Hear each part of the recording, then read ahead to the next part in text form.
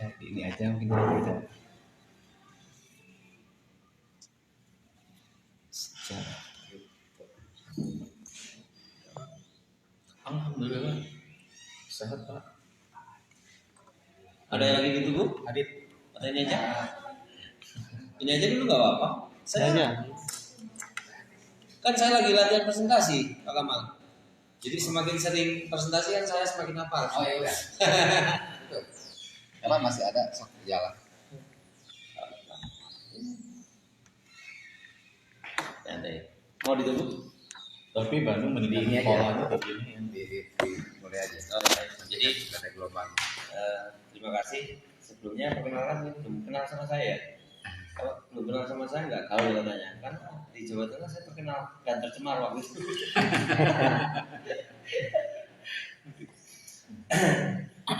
Nama saya Zaki, asli saya dari Magelang. Nah, kemudian kalau aktivitas saya sehari-hari sebetulnya apa ya, pekerjaan yang bisa dikatakan pekerjaan warisan. Saya dilahirkan dari seorang petani sehingga saya kerjaannya setiap hari ngarit. Tahu ngarit nggak? Ngarit itu merumput. Kalau di sini bahasanya apa sih? Yang hari. Ngarit sama ya. Itu setiap hari, bahkan sampai sekarang saya ngarit setiap hari. Saya punya bisnis sambilan itu yang namanya CryptoBus. Ya. Jadi CryptoBus ini adalah hanya sebuah sistem, hanya sebuah apa namanya, sebuah kendaraan atau sebuah alat di mana kita bisa menggunakan kendaraan ini ke tujuan kita. Ya. Tentunya kita punya tujuan pengen kemana, pengen apa, bisa menggunakan yang namanya sistem CryptoBus ini. Tetapi sebelumnya saya tegaskan juga bahwa saya ingin berbagi informasi CryptoBus ini. Kalau baik dan bagus silahkan ditangkap, tapi kalau kurang baik kurang bagus mohon diabaikan, jangan dijadikan perdebatan. Ya. Jadi ini info ini kan gratis. Jadi nanti nggak usah dijadikan perdebatan ataupun argumentasi apapun, tinggal disimak saja. Kalau dirasa baik bagus, yuk kita sama-sama. Tapi kalau kurang baik kurang bagus, abaikan saja, maksudnya jangan dipermasalahkan. Itu kalau nanti jangan-jangan nanti teman-teman sini nggak ikut terus ini nggak komunikasi atau apa ya, tetap kita yang penting adalah persaudaraan. Kalau orang Jawa bilang seduluran selawase, persaudaraan selamanya tanpa atau dengan bisnis ya. Jadi bisnis maupun nggak bisnis kalau bisa ayolah kita seduluran gitu. Nah, CryptoBus ini sebelumnya saya akan cerita. Jadi karena kaitannya dengan digital, maka secara tidak langsung kita ini sudah memasuki yang namanya era digital, era di zaman digital. Ini sadar nggak sadar bahwa kita sudah masuk di dunianya. Hanya kita belum paham atau sebagian belum paham tentang apa itu digital, maka kita harus cerita dulu apa itu digital. Salah satunya adalah perkembangan dari yang namanya, masih ingat baterai ya? Baterai waktu itu kita mau telepon aja sampai ngantri-ngantri. Kemudian ada juga perkembangan dari yang namanya ojek pangkalan. Bahkan saya pelaku di sini. Saya sempat menjadi ojek juga waktu itu. Dan sekarang sudah menjadi namanya ojek online. Ya. Nah kemudian ini yang menarik, mungkin yang seumuran saya mungkin ngalami kirim surat ke pacarnya. Oh iya. Lama banget 1 minggu baru nyampe sana. Habis itu kita dapat balasannya juga 1 minggu. Artinya apa? Memang di masa-masa itu kita harus mengikuti seperti itu. Tapi sekarang kita ini sadar nggak sadar sudah pakai Android. Artinya sudah tidak menggunakan yang namanya baterai, tapi komunikasi lewat telepon. Kemudian ojek online juga sekarang rata-rata menggunakan yang namanya ojek online. Yang ojek online. Kemudian namanya kantor pos sekarang sudah pindah ke BA ya. Jadi kita komunikasi ke pacarnya, halo kangen gitu langsung ditanggapi gitu kan, nggak usah seminggu. Perubahannya selanjutnya adalah terkait dengan yang namanya GoFood. Kita bisa pesan makanan itu baik online juga lewat HP kita. Kemudian ada juga pertumbuhan teknologi canggih, yaitu toko online. Toko online itu ternyata Lazada pengunjungnya per bulan sampai dengan 49 juta. Coba bayangkan, kalau kita buka toko di konvensional misalkan pengunjungnya sama segitu enggak? Nggak mungkin kan? Tapi di online terjadi. Ini yang dikatakan mau tidak mau kita harus mengikuti perkembangan teknologi saat ini. Contoh yang lain adalah pembayaran melalui Alfamart Indomaret. Ini waktu awal muncul juga seolah-olah kita itu segala sesuatu berbayar menggunakan Alfamart Indomaret. Tapi ini sekarang sudah mulai bergeser lagi. Adanya muncul aplikasi-aplikasi yang sudah bisa connect di HP kita. Mau pesan hotel pakai HP kita, nggak perlu ke Alfamart. Mau pesan kereta api pakai HP kita. Ini juga lama-lama kan bergeser hanya sebagai penjual makanan aja gitu. ini lama-lama juga tergeser. Tapi ini masih sekarang masih 50% jalan. Perkembangan itu sadis. Semuanya karena teknologi ya, maksudnya. Nah kemudian dianggaplah seperti digital payment bahwa segala sesuatu bisa kita transaksikan dengan HP kita, yaitu ya sebagai HP kita sebagai dompet kita bisa untuk transaksi apapun. Nah ada juga perkembangan dari teknologi isi saldo, tetapi yang di sini adalah 1:1. 1.000 di dompet kita, maka di GoPay 1.000. Artinya kita hanya mampu menggunakan uangnya juga sama di fisiknya, di realnya. Kalau kita 1 juta, maka di sini kita hanya maksimal menggunakan juga 1 juta. Ketika 1 juta digunakan akan kembali 0. Ini hanya merubah saja dari kartal ke digital. Nah maka disimpulkan munculnya yang namanya smartphone. Smartphone itu apa Pak? Tahu Pak smartphone Pak? Smart.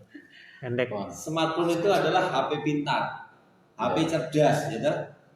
Tapi kalau HP cerdas kemudian hanya buang-buang kuota setiap bulan, hanya buang-buang pulsa setiap bulan, apakah masih dikatakan cerdas? Enggak ya. Kan nggak cerdas. Ya kalau HP kita belum menghasilkan uang setiap hari, itu apa namanya? Masa smartphone? Bisa namanya jadi berubah jadi goblok pun, kan? Tidak menghasilkan apa-apa. Jadi cuma ngasih kuota, ngasih pulsa setiap bulannya 100.000. Nah, ini ada sebuah ilustrasinya bahwa segala transaksi bentuk apapun kita cukup dengan HP kita sudah. Betul waktu itu ada kalimat dunia dalam genggaman manipulasi terjawab juga. Sekarang kita mau lihat mana saja bisa dengan HP kita. Oke lanjut. Nah teknologi yang lain adalah di zaman sekarang atau di zaman digital ini berita aja bisa ditambah. Ini juga saya ketika mendengar ini pertama juga tahunya kan yang namanya ditambang itu kan batu bara, minyak, pertambangan emas gitu. Masa duit ditambang Aspal. Tetapi benar kan para Bitcoin itu awalnya hanya bisnisnya menambang Bitcoin kan, itu kan awal-awalnya. Nah itu kemudian nanti saat kita menjelaskan bahwa disampaikannya biar mereka paham, kita juga karena ini tidak semua orang tahu yang namanya cryptocurrency.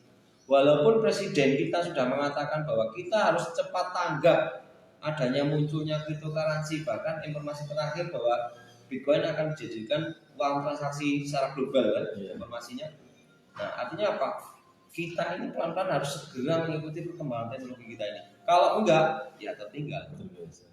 Ya contoh tadi, kita mau masih kirim surat ke kantor pos, ya sana kalau mau nunggu 1 minggu boleh nyampe. Ya mending kehilangan pulsa 5.000 pun kan. Itu. Nah ini atau mata uang digital.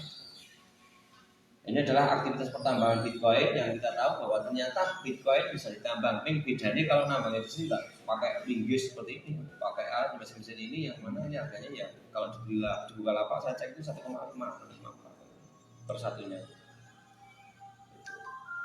Nah kemudian kita sampaikan juga bahwa inilah grafik kenaikan harga Bitcoin selama ini. Saya pernah ditawari Mas, pas harga 10.000 ini 2011. No. Saya mikir masa angka disuruh beli mau buat apa gitu. Waktu itu nggak percaya angka 10 suruh bayar 100.000. Nah akhirnya bertumbuh di 2015 ya 2,5 sampai 6 juta. Kemudian di 2017 saya masih ditawari, sekarang Bitcoin itu naik jadi 15 juta. Ini saya masih punya 10 kalau mau beli. Berarti udah berapa? 15 juta kali 10, 150 juta. Saya mulai percaya di situ. Nah, akhirnya begitu kemarin 2 tahun 3 bulan setengah yang lalu, masih ingat Bitcoin berapa? 130-an ya? Berapa? 130-an? Tahun? 3 bulan yang lalu? Oh, 3 bulan yang lalu ya. Iya. Terus kemarin sempat memuncak di hampir 800 juta. Iya, itu coba. Nah, sekarang giliran saya sudah percaya bahwa Bitcoin itu betul-betul naik harganya. Masa mau beli satu itu 700 juta apa kita mampu? Jadi serba salah dilema. Dulu saat 10.000 saya nggak percaya. Begitu saya udah percaya sekarang kan harganya 700 juta. Terus mau jual apa gitu kan belinya? Nah, artinya apa? Kemudian saya punya ilustrasi gini. Sebetulnya sesuatu yang menjadi bernilai dan berharga itu yang paling tepat apa? Contohnya nih, saya anggap ini adalah uang 100.000.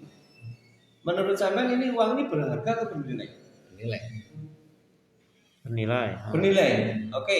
Uang 100.000 ini dianggap bernilai, kemudian saya sampai jadi 2, saya kasih sampean. Tidak bernilai. Masih adakah nilainya? Tidak ada. Ada. Masih ada harganya? Nggak ada. Tidak ada. Artinya uang menjadi bernilai dan berharga kenapa? Karena mendapat pengakuan dari komunitas masyarakat. Iya. Yang kedua, mendapat legalitas dari pemerintah. Nah, sekarang kenapa Bitcoin yang nggak ada legalitasnya kembali menjadi bernilai dan berharga? Lagi-lagi karena ada komunitas. Ada pengakuan dari sebuah komunitas, kemudian harga juga disepakati secara bersama-sama. Kenapa bisa harga mahal? Karena barangnya kan tidak banyak. Semakin sedikit barang maka akan semakin mahal harganya. Ketika banyak 14 sempat turun lagi ya, 3.500. Iya, ini grafiknya kayaknya seperti ini. 2014 sempat turun dari 3,5.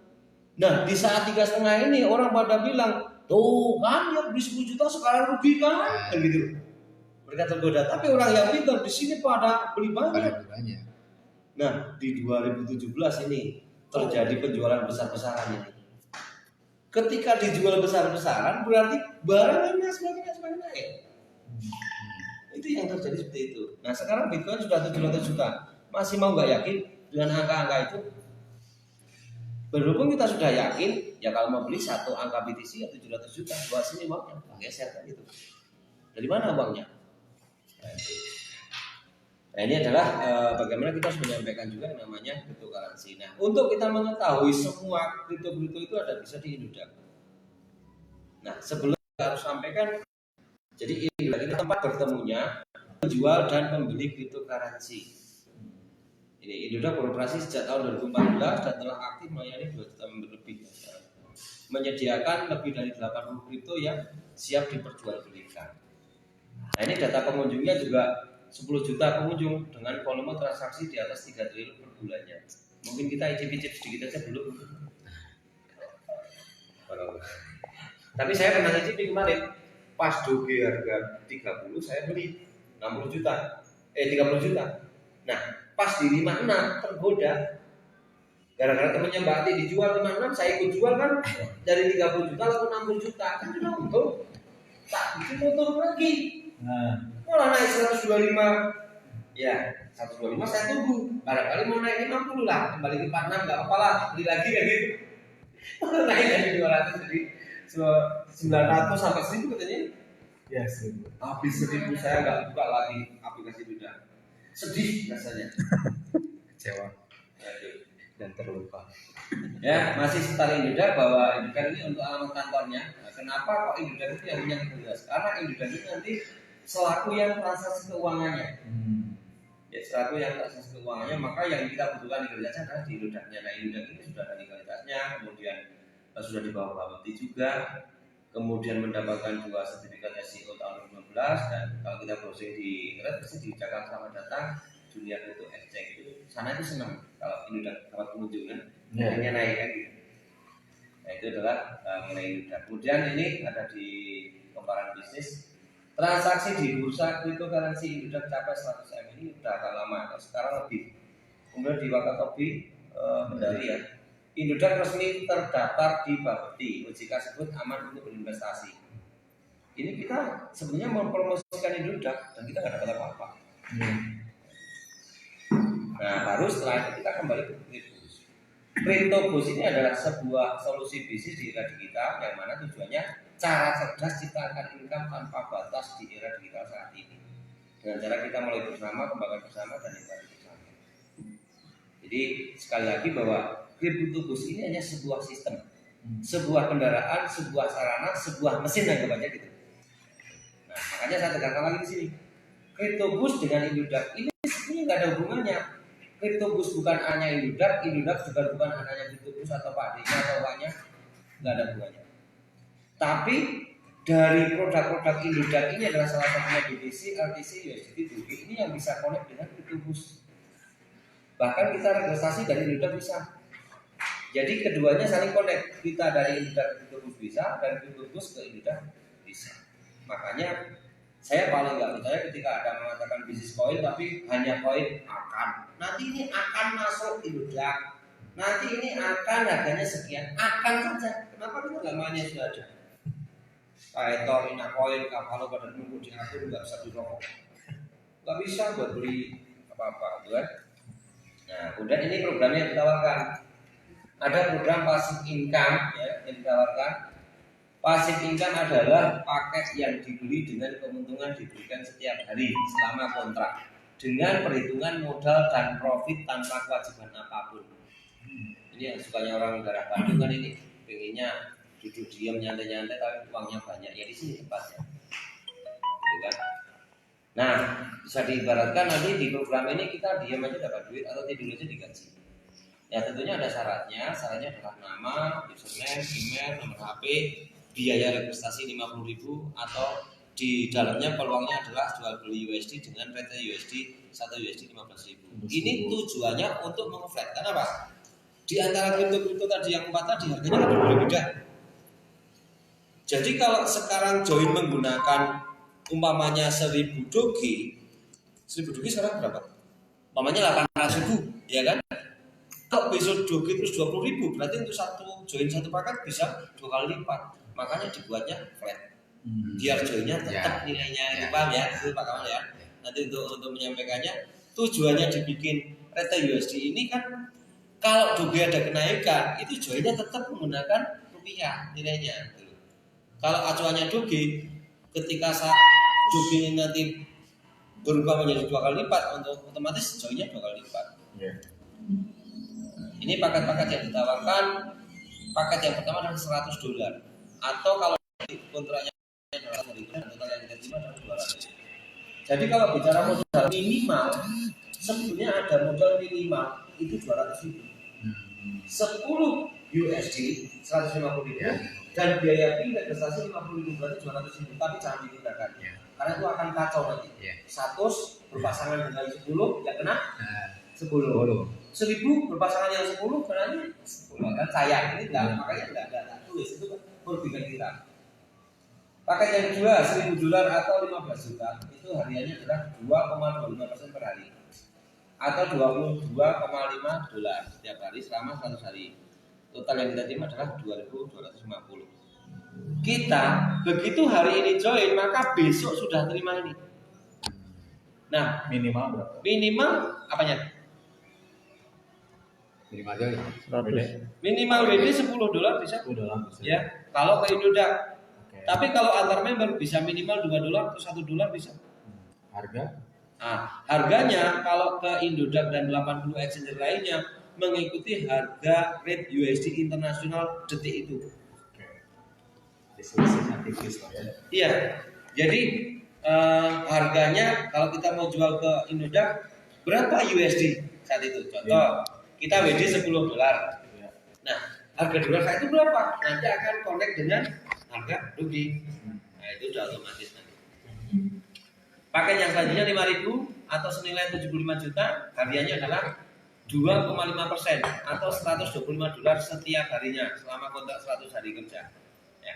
Yang saya maksud 100 hari kerja di sini adalah hari Senin sampai Jumat aktifnya. Jadi 100 hari kerja itu kalau dihitung full kan cuma 3,5 bulan. Tapi berhubung di sini Senin sampai Jumat, kayaknya ketemunya kurang lebih 5 bulan.